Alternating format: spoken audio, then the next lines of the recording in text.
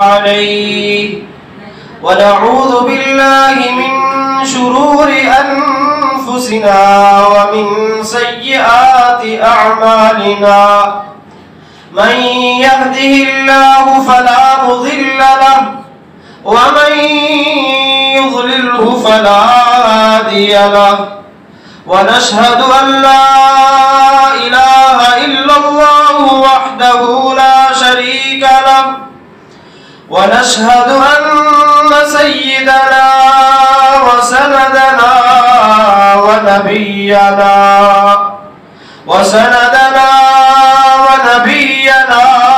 ومولانا محمدا عبده ورسوله أما بعد فأعوذ بالله من الشيطان الرجيم بسم الله الرحمن الرحيم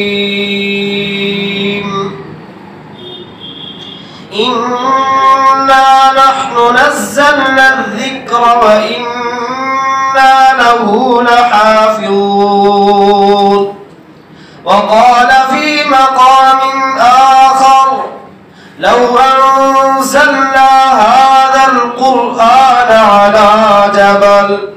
على جبل لرأيته خاشعا متصدعا من خشية الله وقال رسول الله صلى الله عليه وسلم إن الله يرفع بهذا الكتاب أقواما ويضع به آخرين أو كما قال عليه الصلاة والسلام اللهم على سيدنا محمد وآل سيدنا محمد وأصحاب سيدنا محمد وبارك وسلم عليهم وہ معزز تھے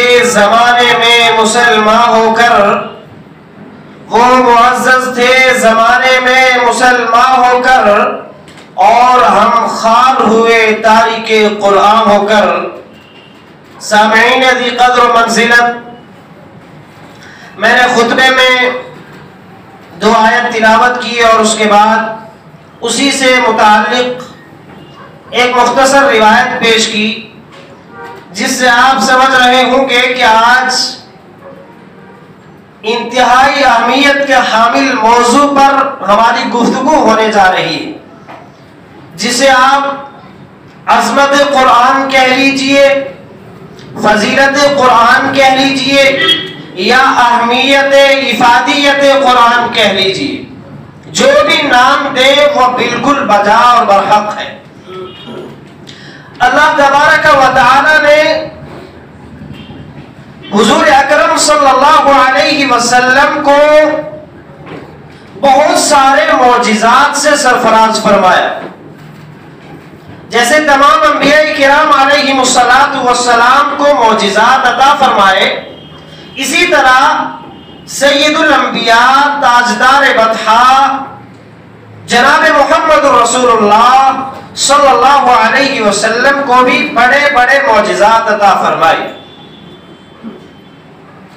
ان معجزات میں سب سے بڑا اور اہم معجزہ قرآن مقدس کی صورت میں ہے کہ اللہ تعالیٰ نے جناب نبی کریم صلی اللہ علیہ وسلم کو قرآن مقدس جیسی مقدس کتاب عطا فرمائی. یہ ایسی کتاب ہے کہ جس کی فضیلت قرآن مقدس خود جا بجا بیان فرماتا. اور اگر آپ حدیث رسول کا مطالعہ فرمائیں گے تو آپ کے سامنے یہ بات کھل کر آئے گی، روزہ روشن کی طرح آیا ہو جائے گی کہ قرآن مقدس کتنی فضیلت والا، یہ کلام کتنا پرکشش کلام ہے کہ یہ کلام اپنی طرف لوگوں کو کھینچتا ہے. اس کلام کے تعلق سے رب العالمین نے قرآن مقدس میں فرمایا کہ اگر آپ اس قرآن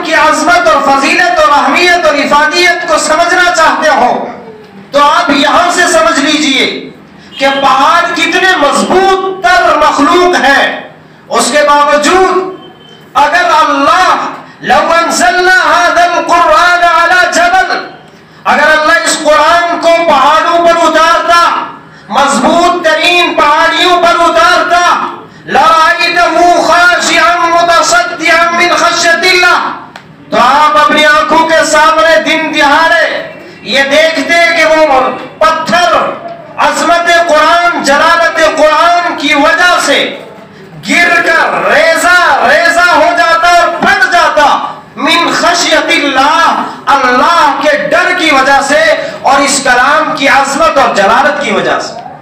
یہ اتنی عظمت والی کتاب ہے، یہ اتنا عظمت والا کلام ہے، کیوں؟ اس لیے کہ یہ کلام اللہ ہے۔ فضل القرآن على سائر الکلام كفضل الرحمن على سائر خلقی۔ حدیث مبارک میں جناب نبی اکرم صلی اللہ علیہ وسلم یوں گویا ہوتے ہیں قرآن کے تعلق سے کہ فضل القرآن علی سائر الکلام، کہ اگر تم مجھ سے سننا چاہتے ہو تو سنو قرآن کی فضیلت کیا ہے، قرآن کی عظمت کیا ہے، قرآن کی جلالت کیا ہے، قرآن کی اہمیت کیا ہے، سنو۔ فضل القرآن علی سائر الکلام، تمام کلاموں پر، تمام کتب پر، تمام صحائف پر قرآن کی فضیلت سیم اسی طرح ہے جس طرح خود رب العالمین کی فضیلت ساری مخلوقات کے اوپر، جیسے اللہ تعالیٰ خود ساری مخلوقات سے عزت میں، جلالت میں، عظمت میں، وقار میں، شان و شوکت میں ساری مخلوقات سے بڑھ کر ہے، اس کے آگے اس سے اوپر کوئی نہیں ہے، اسی طرح قرآن سے اوپر کوئی کلام نہیں۔ قرآن اتنا بڑا عظمت والا کلام، اتنے بڑے وقار والا کلام۔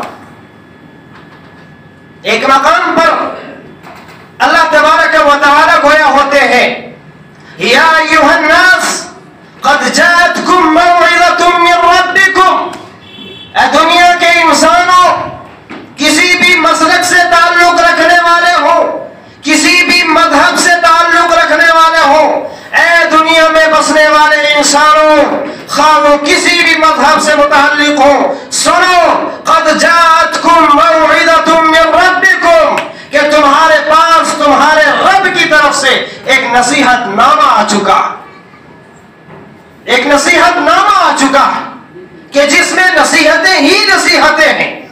یہ ایسا نصیحت نامہ ہے کہ اس کو کھول کر اس میں درج شدہ نصیحتوں کو پڑھتے جاؤ، اپنی زندگی کے اندر عمل پیرا کرتے جاؤ، اور اپنی زندگی کو بہترین زندگی اس نصیحت نامہ کے ذریعے تم بنا سکتے ہو۔ یہ اتنا بہترین نصیحت نامہ تمہارے پاس آ چکا۔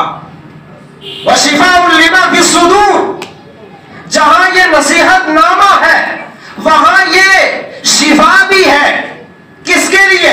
لما فی الصدور، ان سینوں کے لیے یہ شفا بھی ہے جن سینوں کے اندر کفر کی بیماریاں چھپی ہوئی ہیں، جن سینوں کے اندر جو سینے بیمار ہیں کفر سے، جو سینے بیمار ہیں نفاق سے، جو سینے بیمار ہیں ہر طرح کے گناہ کے سیاہیوں سے بیمار ہیں، ان کے لیے یہ شفا کا کام کرتا۔ اگر کوئی قرآن سے جڑے گا تو قرآن اس کے لیے شفا کا ذریعہ بن جائے گا، قرآن اس کے لیے شفا بن جائے گا۔ وَهُدًى وَرَحْمَةٌ لِّلْمُؤْمِنِينَ، یہ تو ان لوگوں کی بات ہو رہی ہے، یہ شفا تو ان لوگوں کے لیے ہے جن کے دلوں میں کفر کی سیاہی ہے، لیکن جو لوگ ایمان والے ہیں ان کے بارے میں کیا کہنا ہے؟ وَهُدًى وَرَحْمَةٌ لِّلْمُؤْمِنِينَ، اللہ تعالیٰ فرماتا ہے کہ ایمان والوں کے لیے یہ ہدایت ہے، یہ صراط مستقیم ہے، یہ سیدھا راستہ ہے، اس کو پڑھتے جاؤ گے، چلتے جاؤ گے تو مقام پر پہنچ جاؤ گے، منزل مقصود پر پہنچ جاؤ گے، منزل مطلوب پر پہنچ جاؤ گے۔ یہ تمہارے لیے ہدایت ہے اور ہدایت کا ذریعہ، جہاں ایک طرف ہدایت ہے وہیں دوسری طرف رحمت بھی ہے، جہاں اللہ کی طرف جانے کا تمہیں یہ راستہ دکھاتا ہے وہیں تمہارے اوپر اللہ کی طرف سے، ملائکہ کی طرف سے، تمام انسانوں اور جنات اور آسمانی مخلوقات کی طرف سے تمہارے اوپر رحمتیں بھی برساتا۔ جب تم قرآن کی تلاوت کرتے ہو تو اللہ تمہیں ڈھانپ لیتا فرشتوں کے ذریعے سے، اور اللہ تمہارے اوپر سکینت نازل کرتا ہے، اپنی خاص الخاص رحمت نازل کرتا ہے، اور اپنا خصوصی انعام، اکرام اور فضل آپ کے اوپر داخل کرتا ہے، نازل کرتا ہے۔ آپ اندازہ لگائیے کہ یہ کتنی عظمت والی کتاب ہے۔ اس کتاب کے متعلق کفار مکہ اس شک میں تھے کہ یہ کلام اللہ نہیں ہو سکتا ہے، یہ اللہ کا کلام نہیں ہو سکتا ہے، یہ تو محمد رسول اللہ نے خود گڑھا ہوا ہے، یہ تو محمد رسول اللہ نے خود بنایا ہوا ہے، یہ ان کا خود ساختہ کلام ہے، یہ خود کا بنایا ہوا کلام ہے۔ تو اس کے تعلق سے قرآن مقدس میں اللہ تعالیٰ فرماتے ہیں وَمَا هُوَ بِقَوْلِ الشَّيْطَانِ الرَّجِيمِ، کہ یہ قول، یہ قرآن، یہ کلام شیطان مردود کا کلام نہیں ہے، اور یہ کسی انسان کا بنایا ہوا کلام نہیں ہے۔ حَتَّى يَسْمَعَ كَلَامَ اللَّهِ، یہ تو اللہ کا کلام ہے، یہ تو اللہ کا کلام ہے۔ ہاں پھر بھی اللہ قیامت تک آنے والی انسانیت کو، انسانوں میں سے وہ انسان جو کافر ہے، جو کتاب کو یعنی قرآن حکیم کو کلام اللہ نہیں مانتے ہیں، اللہ کے کلام ہونے کا انکار کرتے ہیں، اور ان کا یہ دعویٰ ہے کہ یہ کسی انسان کا گڑھا ہوا کلام ہے، یہ کسی انسان کا بنایا ہوا کلام ہے، یہ کسی انسان کی لکھی ہوئی کتاب ہے، تو پھر اللہ کہتا ہے کہ انسانوں کو پرے ہٹائیے، میں خود رب العالمین قیامت تک آنے والی انسانیت کو یہ چیلنج کرتا ہوں کہ اگر یہ واقعی انسانوں کا کلام ہے تو تم بھی تو ایک انسان ہو، تم ہی ایسا کلام بنا کر مجھے دکھا دو۔ اگر تم ایسا کلام بنا دو گے تو یقیناً یہ اللہ کا کلام نہیں ہے، پھر یہ کسی انسان کا بنایا ہوا کلام ہے۔ سب سے پہلے اللہ تعالیٰ پورے قرآن کے بارے میں چیلنج کرتے ہیں کہ ایسا پورا کا پورا قرآن مجھے بنا کر دکھا دیجئے، ایسا پورا کلام بنا کر دکھا دیجئے۔ جب دیکھا اور اندازہ لگایا کہ ایسا ہونے والا نہیں ہے، ایسا ہو نہیں سکتا ہے، تو اللہ تعالیٰ نے دوسرے مقام پر فرمایا کہ ایک کام کرو، تمہارے چیلنج میں خفت کر رہا ہوں، ہلکا پن لا رہا ہوں، ذرا کمی کر رہا ہوں، کمی کے ساتھ ہی میرا چیلنج پورا کر دو۔ میں اپنے چیلنج میں کمی یہ کرتا ہوں کہ تم اس کی 10 صورتیں ہی بنا دو، اس کے جیسی تم 10 صورتیں چھوٹی چھوٹی ہی صحیح بنا کر دکھلا دو۔ اگر تم واقعی بنا کر دکھلا دو گے تو ہم مان لیں گے یہ کلام اللہ نہیں ہے بلکہ یہ کسی انسان کا وضع کردہ کلام۔ لیکن تم ایسا نہیں کر سکتے۔ ہاں پھر بھی اگلا چیلنج سن لیجئے، اگر تم 10 صورتیں بھی اس کے مقابلے میں نہیں لا سکتے، اگر تم اس کے جیسے 10 صورتیں بھی نہیں لا سکتے ہیں، تو آخری چیلنج قیامت تک آنے والی انسانیت کو میرا یہ ہے کہ اس کے جیسی ایک ہی صورت لے کر آ جاؤ، ایک ہی صورت اس کے جیسی بنا کر لے آؤ۔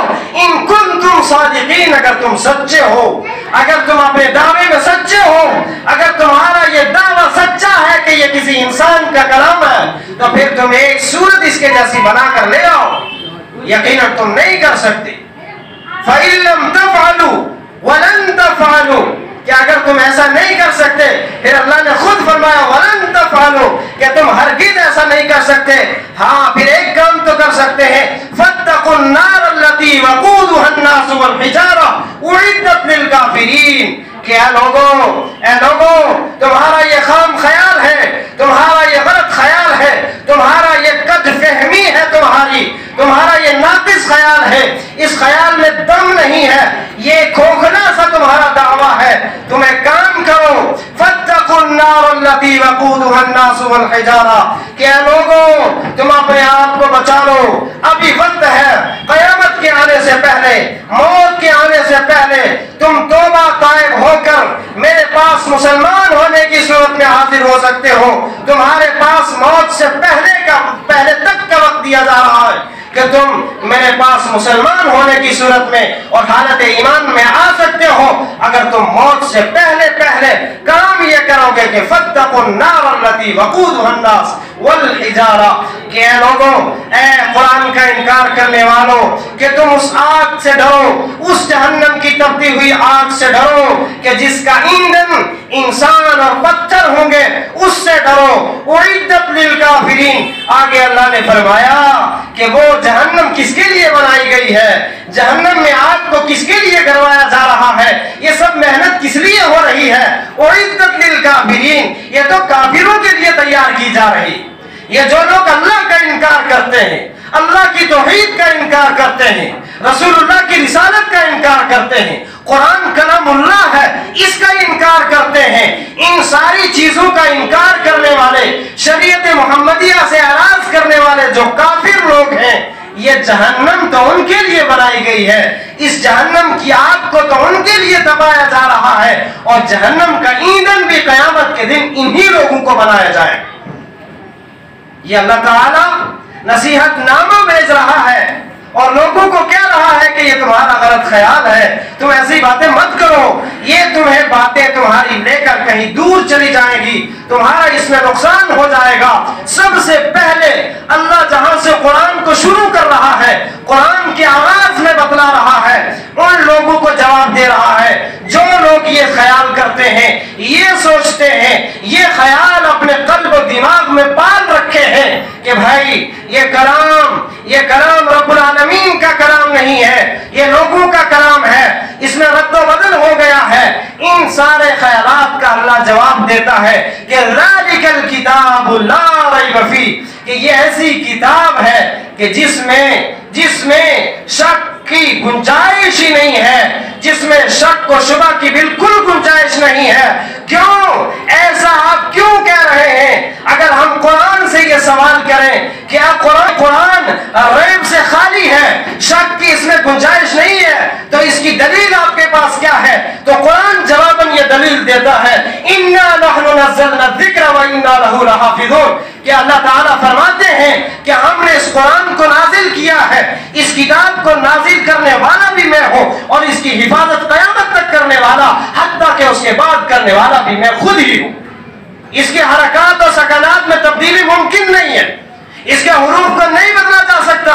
قرآن کے تعلق سے ہمارے 3 بنیادی عقائد ہونے چاہیے۔ سب سے پہلا عقیدہ یہ ہونا چاہیے کہ ھذا کلام اللہ، کہ یہ اللہ کا کلام ہے۔ اگر تم اس میں شک کرو گے تو تمہارا نام بھی اس فہرست سے کٹ جائے گا۔ اسی طریقے سے جہاں پہلا عقیدہ قرآن کے تعلق سے یہ ہونا چاہیے کہ یہ کلام اللہ ہے، وہی ہونا چاہیے کہ یہ منزل من اللہ ہے، اور حضرت جبریل علیہ السلام کے ذریعے سے جناب محمد رسول اللہ صلی اللہ علیہ وسلم کے قلب اطہر پہ اتاری گئی۔ یہ دوسرا عقیدہ ہونا چاہیے۔ تیسرا اور آخری عقیدہ یہ ہونا چاہیے کہ یہ تحریفات سے پاک ہے، تبدیلی سے یہ کتاب پاک ہے، اس میں تبدیلی اور شک و شبہ کی کوئی گنجائش نہیں ہے۔ ذالک الکتاب لا ریب فیہ، کیونکہ قرآن جب اپنے آغاز کر رہا ہے، اپنے باب کا، اپنے درس کا، اپنے سبق کا آغاز کر رہا ہے، تو آغاز میں ہی ان لوگوں کے خیالات کو درست کرنے کی کوشش کر رہا ہے کہ ذالک الکتاب لا ریب فیہ، یہ کتاب ہی ایسی ہے کہ جس میں شک و شبہ کی گنجائش ہی نہیں ہے۔ کیوں شک کر رہے؟ کیوں شک کر کے اپنے آپ کو جہنم کا مستحق بنا رہے؟ کیوں اس میں شک کر کے، تحریفات کر کے یہ ساری چیزیں کیوں کر رہے ہو؟ جیسے ہم میں شیعہ حضرات اس بات کے قائل ہیں اور یہ بات کہتے ہیں، اور ان کا یہ دعویٰ بھی ہے، یہ عقیدہ بھی ہے کہ یہ قرآن اصلی قرآن نہیں ہے۔ اصلی قرآن تو وہ ہے جس کے 40 پارے ہیں، اصلی قرآن تو وہ ہے جس کا یہ والا سائز نہیں، اس کا سائز بہت لمبا اور چوڑا سائز ہے، یہ والا سائز نہیں ہے۔ تو قرآن کے تعلق سے وہ اس غلط فہمی میں ہے، جبکہ قرآن خود کہہ رہا ہے کہ ذالک الکتاب لا ریب فیہ، اس میں تبدیلی نہیں ہو سکتی۔ وہ یہ الزام لاتے ہیں بغض و عناد میں آ کر کہ حضرت ابوبکر صدیق رضی اللہ تعالی عنہ کی بکری نے 10 پارے کھا لیے، اصل میں 40 تھے، تو وہاں سے 30 الزام ہے، کل ملا کر ان کا اپنا اس میں نقصان ہے، اس نقصان سے انہیں بچنا چاہیے۔ خیر، ہمارا عقیدہ قرآن کے تعلق سے یہ ہونا چاہیے کہ یہ کلام اللہ ہے، یہ منزل من اللہ ہے، یہ اللہ کا کلام ہے، اللہ کی طرف سے یہ نازل کردہ کلام ہے، یہ کسی انسان کا بنایا ہوا کلام نہیں ہے۔ یہ ہمارا پہلا اور بنیادی عقیدہ ہونا چاہیے۔ دوسرا عقیدہ یہ ہونا چاہیے کہ اللہ تبارک و تعالی بذریعہ وحی اور بذریعہ جبریل امین علیہ السلام جناب محمد رسول اللہ صلی اللہ علیہ وسلم کے قلب اطہر پر لے کر اس قرآن کو آئے۔ اس قرآن میں کسی طرح کی گڑبڑ ان دونوں حضرات نے اس کی گواہی تو قرآن دیتا. قرآن ایک موقع پر کہتا ہے کہ یہ جو لوگ کہہ رہے ہیں، جو لوگ یہ کہہ رہے ہیں، یہ الزام لگا رہے ہیں کہ اس قرآن کو آپ نے گڑھا ہوا ہے، یہ اللہ کا کلام نہیں ہے. اور ہاں اگر اللہ کا کلام ہے تو حضرت جبریل نے اور آپ نے ملا کر بیچ میں تھوڑا گڑبڑ بھی کیا ہے، تھوڑا اپنی طرف سے بھی ڈالا ہے، تھوڑا وہ والا کاٹا بھی ہے. یہ خیالات جو لوگ رکھتے ہیں وہ بالکل غلط فہمی کے شکار ہیں. ان کو اس سے توبہ طائب ہونا چاہیے اور اپنے نظریے کو درست کرنا چاہیے، اپنے عقیدے کو درست کرنا چاہیے. کیوں؟ اس لیے کہ یہ جیسا حضرت جبریل علیہ السلام لے کر آئے تھے اور جناب محمد الرسول اللہ صلی اللہ علیہ وسلم کے پاس جتنا پہنچا اتنا قیامت تک چلے گا. صرف ہم تک نہیں بلکہ میں یوں کہوں کہ یہ قیامت تک وہی من وہن چلے گا، حرف بحرف چلے گا. اس کا ایک زبر زیر پیش شد مد بھی نہیں اپنی جگہ سے ہٹ سکتا ہے، اس میں تحریف نہیں ہو سکتی ہے. اس بات کا ہمارا بنیادی عقیدہ ہونا چاہیے. یہ تبدیلی سے ہمارا کلام پاک ہے. یہ کلام اللہ، یہ قرآن مقدس تبدیلی سے پاک ہے، ان ساری چیزوں سے یہ پاک ہے. یہ ویسا ہی ہے جیسا لوح محفوظ میں تھا. ایک موقع پر قرآن مقدس کے تعلق سے فرمایا جاتا ہے بل هو قرآن مجید فی لوح محفوظ، کہ یہ قرآن بڑا بزرگی والا قرآن ہے، بڑا عظمت والا قرآن ہے، بڑا عظمت والا یہ کلام ہے. فی لوح محفوظ، یہ کلام آج بھی ویسا ہی ہے جیسا کہ لوح محفوظ میں تھا. میں یہاں ایک غلط فہمی کا اور اظہار کرتا چلوں. کچھ لوگوں کا مسلمانوں میں سے یہ خیال بھی ہوتا ہے اور ہے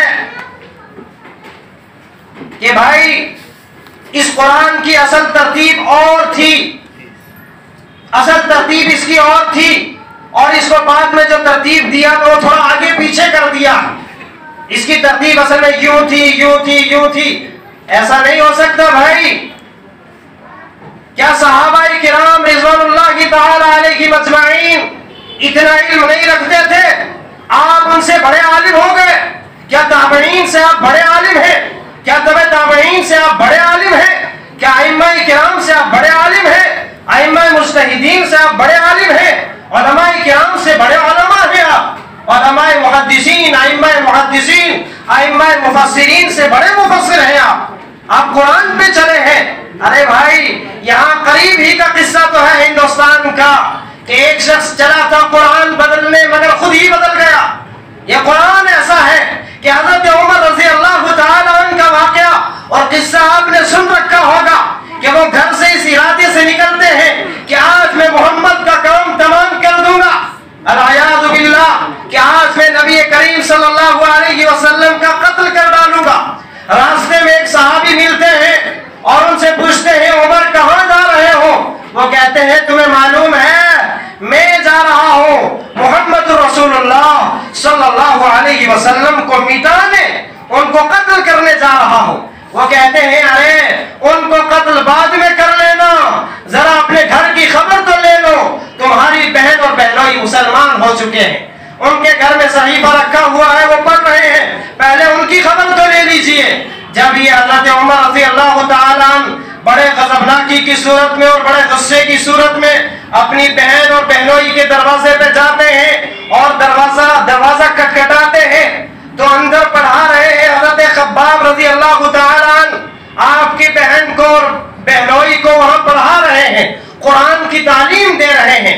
تو حضرت خباب رضی اللہ تعالیٰ عنہ فوراً اٹھ کر چھپ جاتے ہیں اندر اور بہن دروازہ کھولتی ہے. جیسے ہی دروازہ کھولتی ہے تو حضرت عمر رضی اللہ تعالیٰ عنہ انہیں پوچھتے ہیں بھائی میں نے تمہارے بارے میں سنا تم مسلمان ہو چکے، وہ اس کی کیا حقیقت ہے؟ تو سورہ طٰہٰ کی آیات اس وقت وہاں تلاوت ہو رہی تھی. وہاں ان نے اپنی بہن کو مارا، بہنوئی کو بھی تھوڑا مارا، ڈانٹ ڈپٹ کی، بہت کچھ ہوا، لیکن اس کے بعد دل موم ہو گیا، اس لیے کہ جناب نبی اکرم صلی اللہ علیہ وسلم نے چند ہی روز قبل دعا کر رکھی تھی، اے اللہ یا تو حضرت عمر کو اسلام میں داخل فرما کر اسلام میں تقویت پیدا فرما،